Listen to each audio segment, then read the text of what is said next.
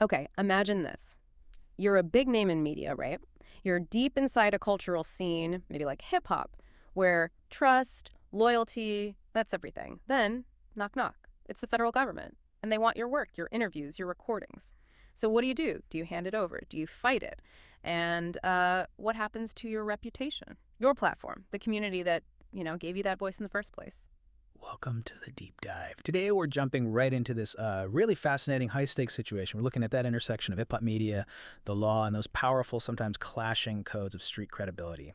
Specifically, we're examining two huge interviewers, Adam22 from Nerd Jumper and DJ Vlad from vladtv. Both faced federal inquiries, and they took very different paths. Their choices really kicked off a big conversation about media ethics, cultural fallout, and, well, what trust even means anymore. Yeah, so our mission today is to really unpack the difference between just following the law and how things are seen culturally speaking.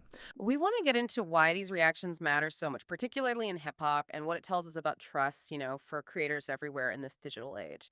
Okay, so let's really unpack this. We're talking about a world where Ake Street credibility, it's not just some lyric, it's foundational. It's like the currency that lets you operate, get access, build trust, tell the stories no one else can. Exactly. It's not just about seeming cool. Right. It's rooted in authenticity, in loyalty, and understanding these unwritten rules. But then what happens when that world, with its own rules, its own kind of justice, slams right into the formal legal system? Well, that's the core tension, isn't it?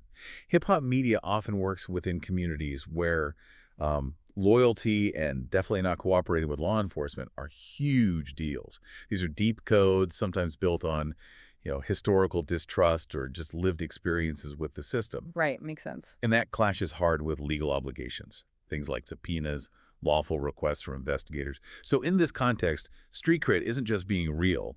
It's about loyalty, protecting trust, and crucially, not being seen as helping the authorities. Doesn't matter what the law technically says. It's a powerful cultural force. Integrity gets measured differently there. That's a really key point, how just following the rules legally can look like betrayal through another lens. And the contrast is just so clear with Adam22 and DJ Vlad.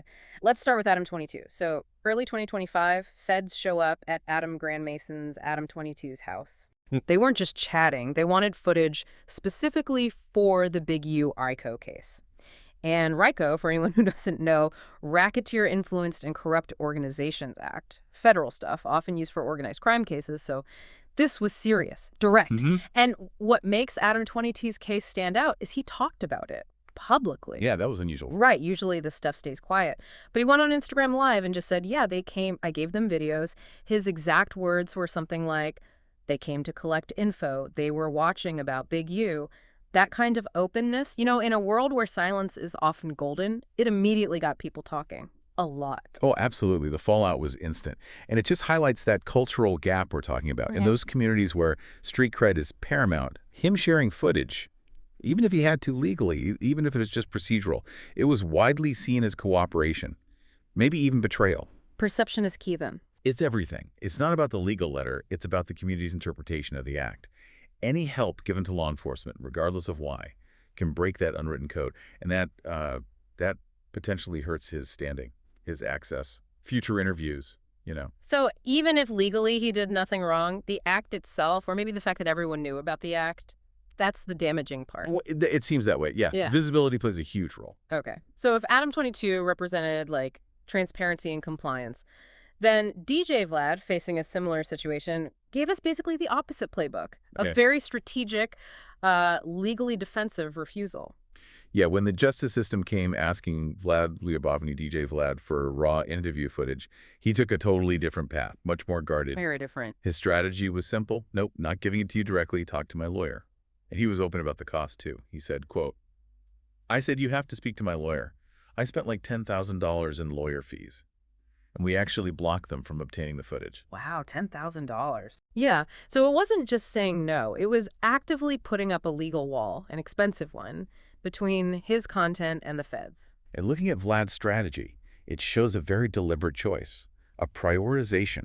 He went this expensive, legally defensive route, as he said, to protect his content's integrity, sure, but more critically, to protect the trust of the people he interviewed. Especially those in tricky legal spots already. Exactly.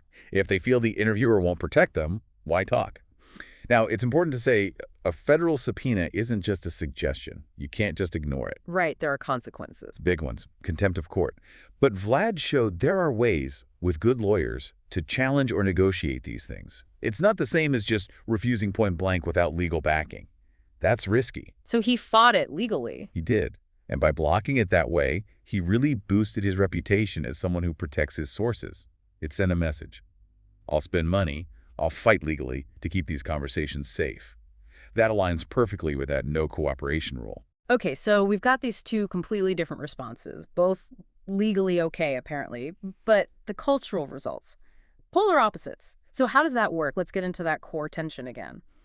The formal legal duties versus those unwritten cultural codes. Well, look, from a strictly legal standpoint, providing evidence when lawfully required, like with a subpoena, doesn't make you an informant. It doesn't make you a snitch. The courts allow for compliance. There's a process. Okay. But culturally, especially in street culture, any help given to law enforcement, even just following procedure, can look like disloyalty. Yeah. It taps into that really strong rule. You just don't help the police, period. Ex-binary. Often, yeah. Yeah. It's not really about nuance in that context. It's seen as black and white. So you have this clash. Vlad spending money to uphold one definition of integrity, Adam 22 facing backlash for perceived betrayal under another definition. It shows how differently integrity is measured. That's a really stark contrast. But, I mean, couldn't you argue Vlad was also taking a big legal risk? Fighting the feds, even with lawyers, isn't exactly risk-free. Contempt charges could still happen, Oh, right? absolutely. It's not without risk. So it makes you think, if you were them, how do you even weigh that? Legal risk versus cultural fallout. It's a tough calculation. Adam 22 might have felt he was being journalistically responsible, complying, being transparent, while Vlad clearly put protecting sources and trust first, even if it meant spending big and taking a more adversarial stance legally. Two valid responses, legally speaking. Okay, But culturally, worlds apart in how they landed. let's go back to Adam 22's transparency for a sec, because that really was unusual. In a world where these interactions are usually kept quiet, him putting it out there on Instagram Live, that was a choice. A very public choice. How does that decision, that specific kind of transparency, affect how he's seen, especially with those deep norms about not cooperating? You can just imagine the online debates, the chatter. What are the sort of long-term ripples for his platform? Are future guests going to hesitate knowing this happened? Does it change who he can even talk to? It's definitely a gamble. Or maybe just, a directness that didn't fully weigh the cultural impact. His honesty, well, maybe intended well, left no gray area for many in the hip-hop world. Right, it was just out there. Exactly. His admission was seen as compliance, full stop. And that can be a real liability when your audience values loyalty to those street codes above legal process. It potentially weakens that trust foundation, makes it harder for certain people to feel safe sharing on his platform. They might worry about future legal issues. Yeah, I could see that. It almost makes you wonder if street cred itself can become a burden for media figures trying to navigate mainstream legal stuff, or even just grow beyond that niche. Yeah. And connecting this back, Vlad's strategy is the perfect foil. His clear refusal, backed by legal action and money, actually strengthened his image precisely because he pushed back against the authority. Showed defiance. Right. And his platform is thriving. It's Yeah. built on this image of protecting guests, keeping their words safe, even under pressure. And this isn't just about hip-hop. It's a lesson for any creator building an online community. How so? In this age of instant judgment, social media pylons, perceived loyalty can easily overshadow legal facts. It changes how trust is built and kept.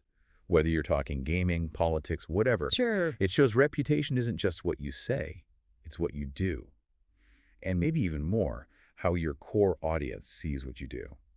That's a great point about perceived loyalty online. But does Vlad's approach set a realistic standard? Like, can every interviewer afford 10 grand in lawyer fees every time the feds ask for something? Probably not. Does that create like a two-tier system for protecting sources, where only the big platforms can afford that kind of loyalty? But that's a really fair question. It just seems like immense pressure on creators, balancing the law, public opinion, community codes. You're right, it is immense pressure.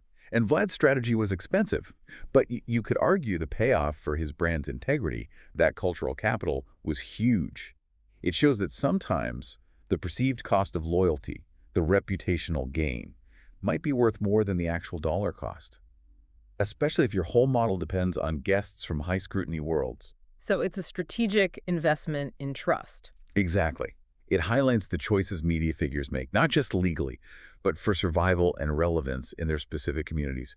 It really hammers home that in hip-hop media, legal compliance and cultural acceptance can be like two different languages. And you kind of need to be fluent in both to survive long-term if your platform relies on community trust. Okay, so let's wrap this up. What we've seen is, legally speaking, neither Adam 22 nor DJ Vlad snitched. Right. Mm, Correct. Legally, Yeah. they responded differently, but permissibly to federal contact. In that hip-hop ecosystem where street rules matter deeply, how visible their actions were and how they aligned with those codes, that made all the difference. Adam 22 admitted cooperation. Critics saw that as compliance, damaging his cred. Vlad fought it, spent money, refused directly. That was seen as loyalty, boosting his image as a protector. Which leaves us with a big question, really relevant for everyone online today. Is giving footage to law enforcement always a betrayal? Or is it this really complicated dance between legal duty, maybe journalistic ethics, and those powerful, unspoken community rules? It's not just a hip-hop issue anymore. Not at all. It's a template for any digital platform, how you handle these pressures. That defines your brand, your audience loyalty, your future in a world that's watching closely. So think about it. What stands out to you about these two very different choices, and what does it say about trust today? Definitely a lot to think about there. Thanks for joining us on this deep dive into where media, law, and culture intersect. We'll catch you next time.